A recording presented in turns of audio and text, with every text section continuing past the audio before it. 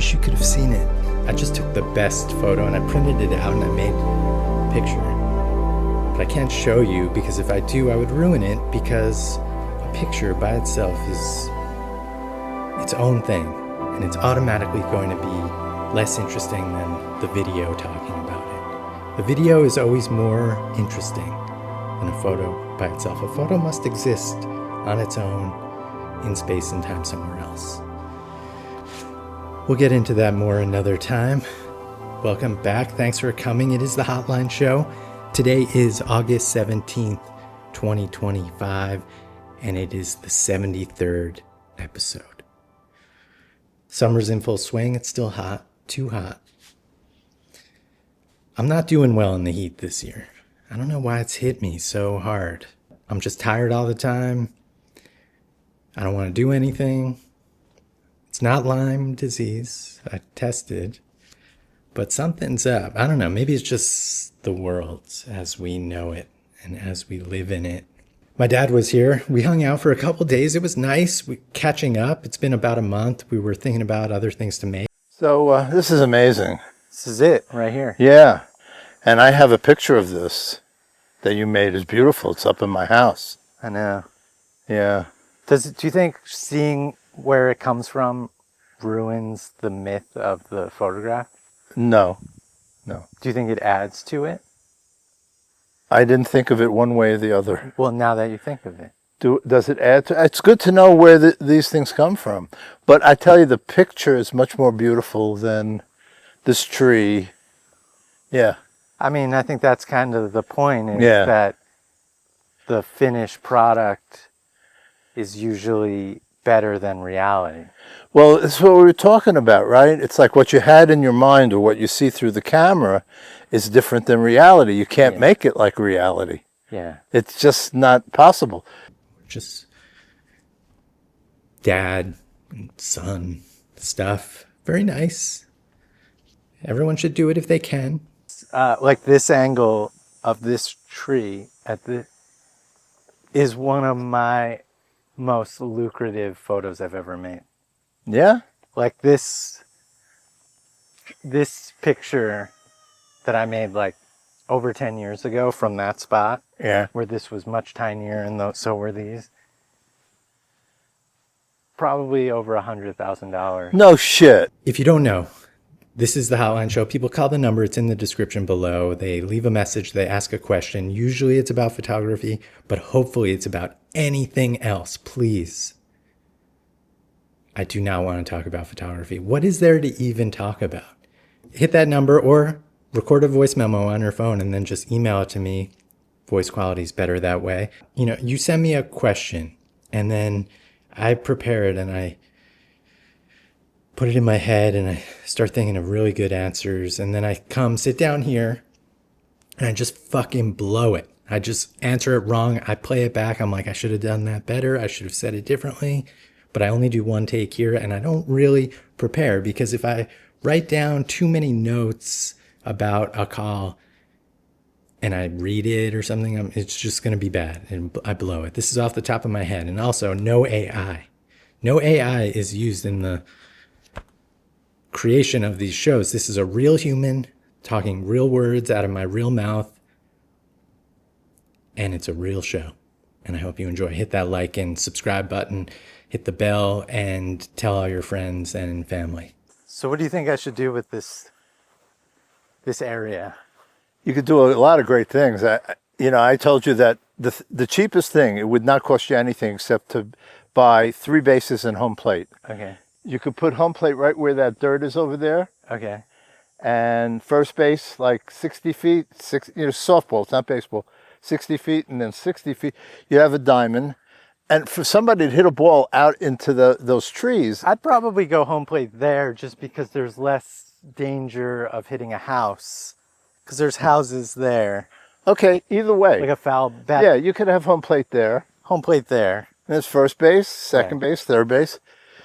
A good right-handed hitter would hit it into those trees. Yeah, good. Yeah. You can't really, that's still me over there. But in the old days, believe it or not, Noah, I could hit a ball that would go into those trees. To the end. You knock it out of the park. Yeah, I could knock it out of the park. We got 2 calls today. I'm going to keep it short because it's still summer hours, and I'm tired. And so are you. I see you. We've got Stuart from Melbourne. Let's go. Stuart, what's up?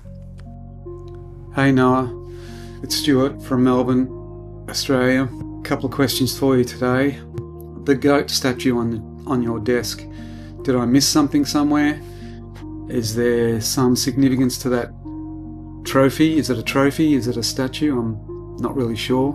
Be love to hear what is going on there. And I just want to finish off with a little bit of a rant. Week before last, you had a caller who had legal troubles over a job. This solidified in my mind one of the reasons why I never went down the commercial photography path. So I've been very fortunate in that I had other income streams and was able to live a life without worrying about attaching any monetary value to my work. Is that something you could see yourself doing? Just doing it for the hell of it? Doing it because you have to? Anyway, keep it up. Talk to you soon. Bye. Stuart from down under, Melbourne. Great to hear from you. Hope you're in your dark room down there. I guess you're heading into summer now. I hope that winter has been okay. First things first, the goat. My friend Julie sent this to me, I don't know, a year or two ago. We were talking and telling her that I've never won an award in photography. Like, I've never been recognized by the industry at large.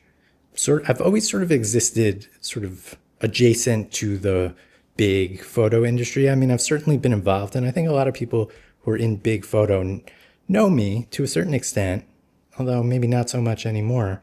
But there was a time when I was a little more in the big photo world, which I personally don't even give a shit about, like what that whole realm, which is complicated on a number of levels. But whatever the case may be, I've never been recognized or like any of the award shows or things, contests, American photography, communication arts, all that kind of bullshit. That was the thing that people do. If I ever submitted work, I never get picked. Never won that PDN 30 thing. I was nominated 5 years in a row and never got it.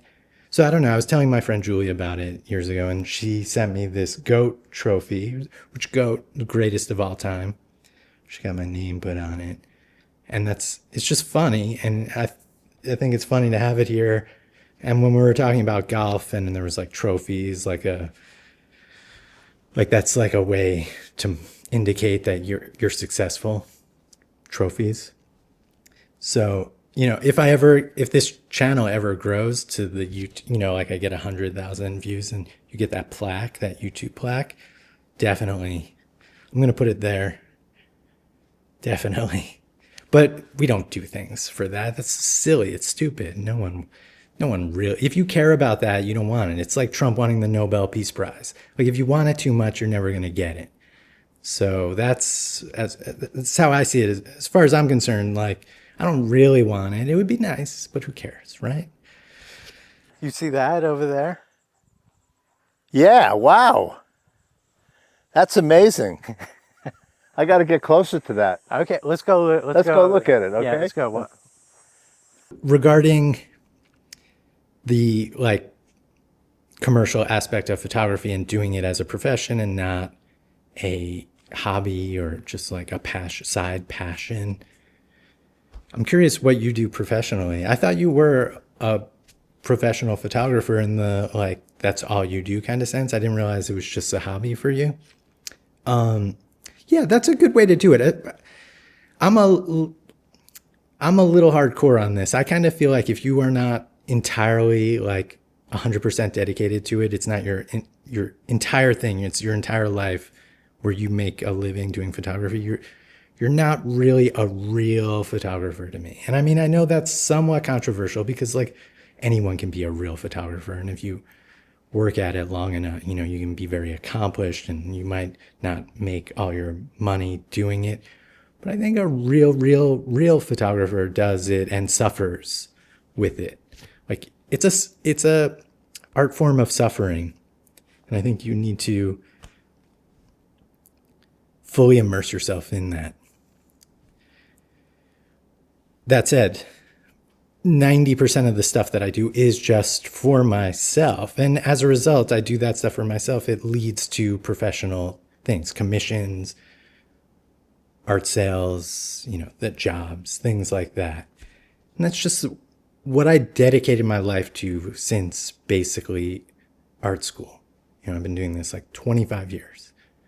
Now, I've never had a real job. And it's painful because it is a business. You can't just like be like, oh, I'm an artist and like blah, blah, blah, blah. Like I have to make money. And that it gets hard because, it makes you have to do things that you don't want to do. And as an artist, like that's obviously not ideal. But yeah, that's just the life of it. It's just highs and lows. We've talked about this before. And That then should be in a botanical garden. I'm working on it. Yeah, Where the whole thing becomes that. yeah, that's great. Like all businesses, and I'm technically a corporation. No Kalina Photography is a corporation.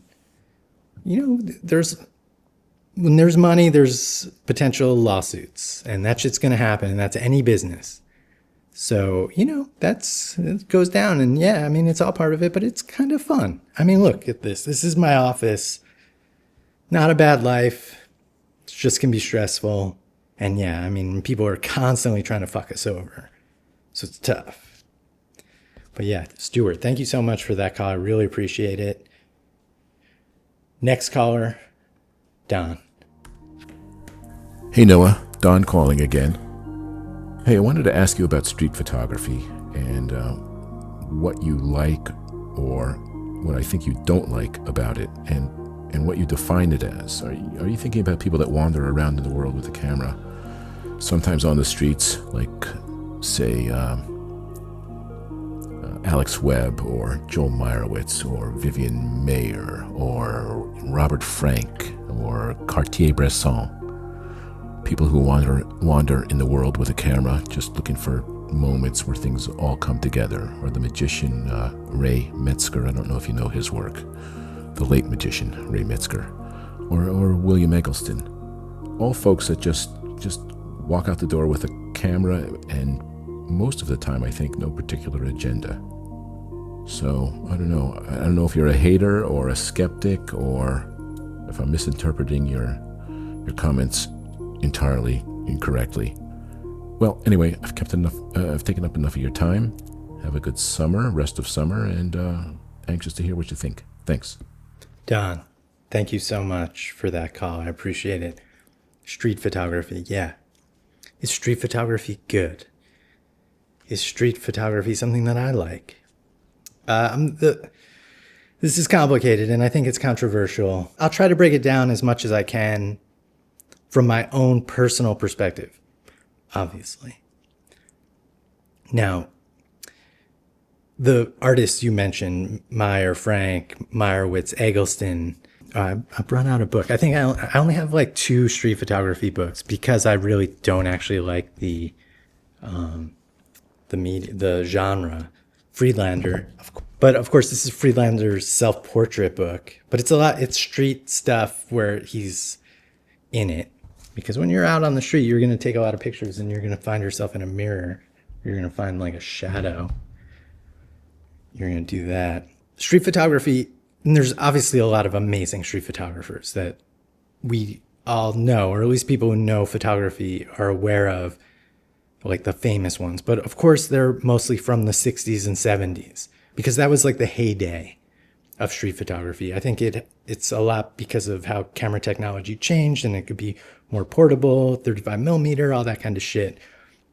And then they hit the street. And I think a lot of that stuff is amazing. And the compositions, the form, the frames, all of the things that make good photographs are visible in street photography masters' work. Light, shadow, all that drama, emotion, all that kind of shit. And it's good. But that was a very particular era of time where, the cameras weren't as common. Like nowadays, I don't think we need street photography like we kind of did then. Street photography allowed a lot of people to learn and see how the world was because they never could see it any other way. I mean, maybe you would see a film or you'd see some TV and it was kind of shitty. But seeing photographs in cities, usually on the street, was a way to see how people looked and acted and dressed and lived. And if you weren't in those cities, this was amazing. Now we've seen it all. When I got into photography, the 90s essentially, the medium changed and I got into different genres of photography. I was thinking about genres because it's like, what are the photographic genres? Like, what are they? What are the top styles of photography? So I wrote it down in my top 9, I guess. And I'm going to just run it down real quick. And this is order sort of my favorites, starting with landscape photography. And that's where I got into photography. I just loved landscape photography. So that was like my entry into the world. Then portrait photography, architectural photography, fashion photography, wildlife photography, documentary, sports, wedding, and then street, all the way at the bottom. I put street at the bottom under wedding photography. Now, I think there's more interesting wedding photography than street photography, mostly because like wedding photography is at least serving a purpose for a particular type of person who is getting married. I mean, it's important to them. I think nowadays, especially when it comes to street photographers, they're exploiting people. I think they're vultures. I think they're rude. And obviously this isn't everyone, and everyone approaches how they take pictures differently. But that type of photography just makes me uncomfortable. And it's like when I was in school, it was assignments. You go out on the street, and I lived in New York City, and I would go out, and a lot of people would photograph homeless people. That was like a thing, and I'm sure it still is, where it's sort of like an easy mark. It's an easy target. There was always that debate, like, are you exploiting these people? And yes, you are. Like, and then there's just privacy elements, obviously. This isn't to say I don't think this should exist, and I think it does. And of people who think street photography should go away or people shouldn't do it, they're wrong. Like, of course, there should be street photographers, and some people still are very good at it. I follow a few people who are amazing now, modern street photographers who I think make very cool work. But really, it's a game of luck. Did the light meeting up with the person in here? It's all like compositional tricks and like irony. This person looking this way and that. It's composition. I think like just from a fundamental like photographic lessons, and when you're learning composition and light and shadow, I think you can learn a ton from street photographers, especially that era back in the 60s and 70s.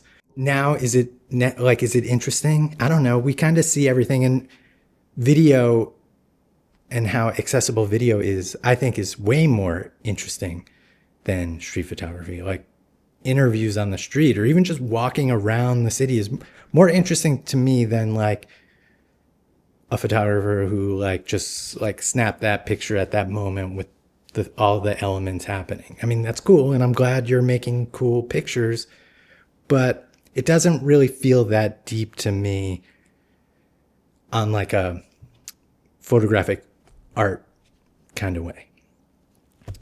So that's where I stand with street photography. There's probably a whole lot more there, but it's just not my cup of tea. I like the mix, and I mentioned these genres, like when you can mix these things together. Even some street documentary stuff, and can, like, if you're doing documentary, it can look street, and you can do architectural with street. They all kind of blend together, and that's what's great about photography, is the merging of genres. And I think some of the best photographers do that. They merge the genres. I talk about DeCorsia a lot, and I actually have like every one of his books except for Heads, which is his street work, street photography. And it's funny, I actually meant to buy it, and I did buy it, and then the book never showed up. So it's like a cursed book for me. When DeCorsia is the best, I think he's blending these things. And it's funny, with that street series, he set up a light, he set up strobes to capture heads walking through Times Square. So he was actually constructing deconstructing street photography and like elevating it a little bit. And I think that is an interesting take on the medium. And it's something he does a lot, which is like takes what looks like documentary photography and sort of twists it. It's like not totally real. It's constructed reality. It's kind of what I like about picture making. You're like setting up a picture, you're making it. You're not just taking it. We could go on and on with that, but does anyone care? Does it matter? I don't know. If you like to go out on the street and take pictures, be a little shutterbug. I used to walk around the city a lot because I would photograph interiors of bars and restaurants all around New York City. It was one of my first bread and butter kind of jobs. So I was all over New York. I know that city, or at least I knew it with the back of my hand. I could get out of any subway and know exactly where I was at any moment. It was amazing. But I never was compelled to shoot random strangers. It just felt uncomfortable to me. Just is like not the kind of person I am. And I think the people who are into street are aggressive, and then they're just kind of dicks. Like they're the kind of guys who like will get into a fight, and I want to like be like invisible. It's funny. I mean, Winogrand said he. The way I would put it is I get totally out of myself, damn near. I mean, it's the closest I come to not existing, I think. Which is the best, to me is attractive. I think that's it for now. But if anyone wants to argue about this in the comments, leave them below, and then hit that like and subscribe and do all the other stuff. Join the Patreon, patreon.com/thehotline show. If you do stuff, it's fun. So I hope to see you there, and I hope to see you here every week on Sunday. Thank you so much. I hope you enjoy the rest of your week. We'll see you next week. Me. Okay, ready? 1, 2, 3. 5, 6, 7, 9, 10, 11, 12, 13, 14, 15, 16, 18, 19, 20, 21, 22, 23, 24, 25, 26, 27, 28, 29, 30, 31, 32, 36, 37, 39, 40, 41, 42, 43, 44, 45, 46, 47, 48, 49, 50, 51, 52, 54, 55, 57, 58, 59, 60, 61, 62, 63, 64, 66, 67, 68, 69, 70, 71, 72, 73, 74, 75, 76, 77, 78, 79, 80.